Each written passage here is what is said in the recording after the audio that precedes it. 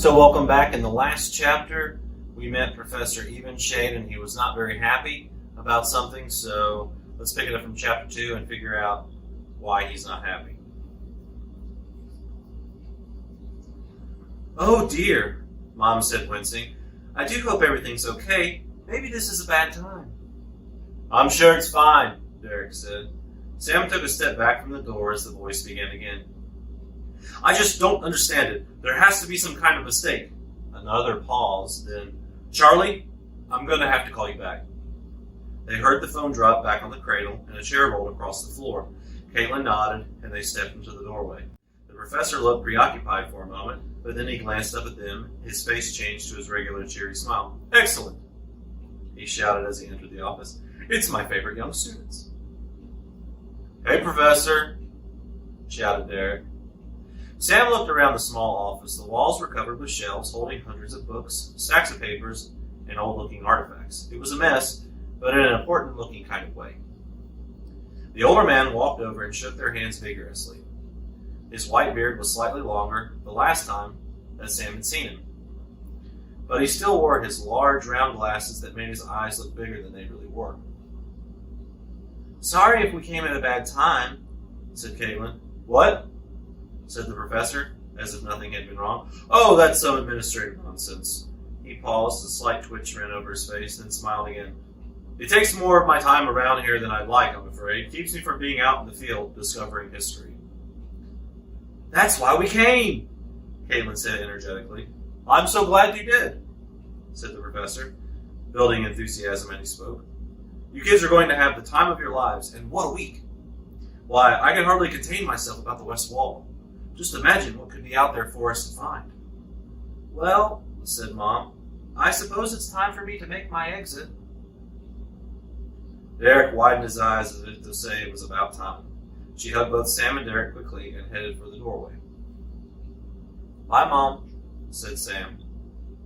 "Keep an eye on these two for me," she whispered to Caitlin on her way out. Caitlin nodded with a smile. Mom hurried out as if she wanted to leave before she changed her mind. Derek let out a sigh of relief. Right after Mom left, two college-age students, a boy and a girl, walked into the professor's office. Both were dressed in t-shirts, shorts, with a lot of pockets, and hiking boots. They looked ready to trek the Appalachian Trail. The guy's t-shirt had a picture of a bone and read, "I found this humorous." Sam was pretty sure that it was a joke. "Ah, perfect timing," the professor said. "Toby and Grace, let me introduce you to our youngest team members. They're top-notch discoverers, these three. Show them around Jamestown, won't you? I've got a couple of important phone calls to make. Then I'll join you for lunch." "Sure thing, Doc," said Grace. "Come on, guys, we'll take you to the Jeep." "Finally," whispered Derek as they filed out of the office. On their way out, the professor was already on the phone again. "Listen, I'm going to need to see those test results." Sam noticed Toby and Grace pause and glance nervously at each other. He wondered if they knew what the professor had been arguing about. Once everyone was in the hallway, Toby reached back and pulled the professor's door shut. Derek stepped forward, brushing his hair back and shaking Grace's hands. "Hey, you know all that stuff he said about top-notch discoverers? He's mostly talking about me. I'm Derek." Sam rolled his eyes and coughed. Oh, right, yeah. This is my kid brother Sam, and this is Caitlin. They help out sometimes, too." "Help out?" Sam started to object. "Ignore Derek," said Caitlin. "He's deluded. Are you both in college? Have you been here for the whole summer?" Grace nodded. "We are, and it's been great. I'm a double major at the University of Virginia." Sam frowned.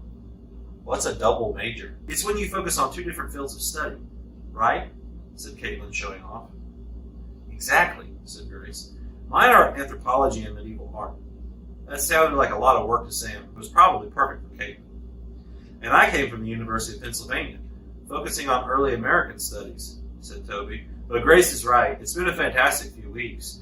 You've heard about the West Wall discovery, I'm sure. It's already been full of treasures." "That sounds incredible," said Caitlin, trembling with enthusiasm. "Well then, let's go," said Toby. "You're going to love it. But first we'll drive you to the Loop and give you a feel for where things are." Sam had read the newspaper about the West Wall, a brand new section of the colonial site that had recently been discovered. It was part of the reason he was so excited to be here when they were. He took a deep breath as he followed Grace and Toby, his mind racing over what new treasures they might find. Toby drove the jeep off the island across a thin stretch of land surrounded on both sides by water. The area to the left was swampy, but to the right there was a huge body of water. Sam didn't think that they were that close to the ocean. Is that the bay? No, that's the James River, answered Grace. It's where the Jamestown settlers settled inland when they reached the Chesapeake Bay, named after King James himself. Wow, said Sam. It's so much wider than that part that runs through Richmond. It's hard to believe it's the same river.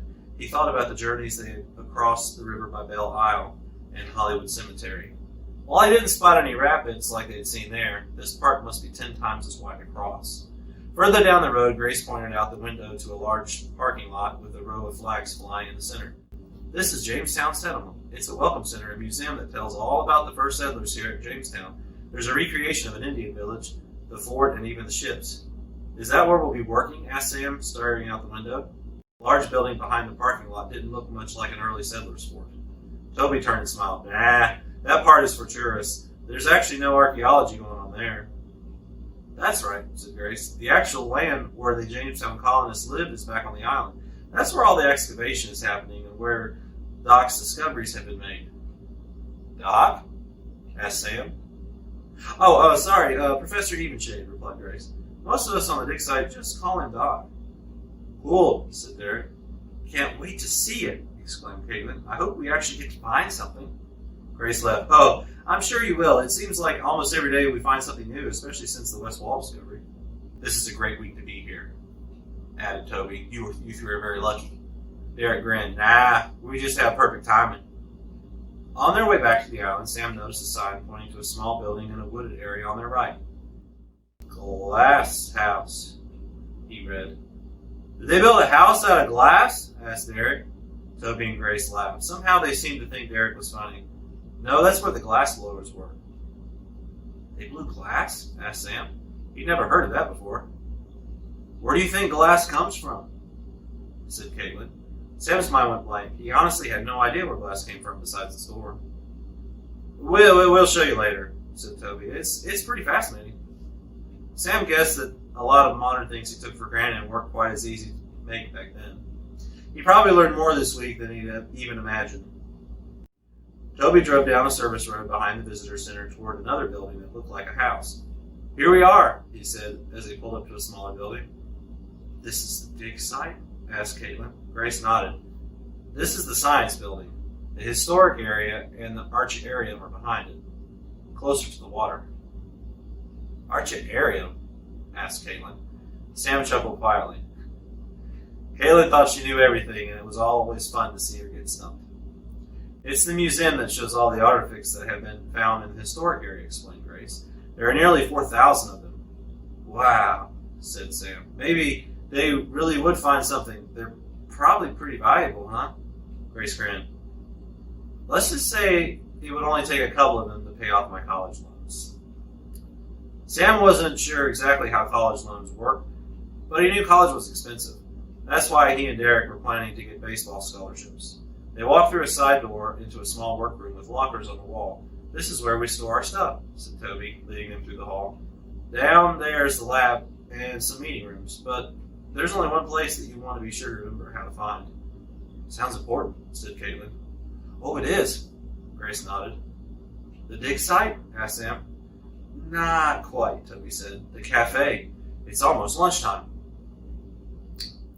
So that's the end of chapter 2. So if it's lunchtime when you're watching this, go grab a bite to eat, and we'll see you next time.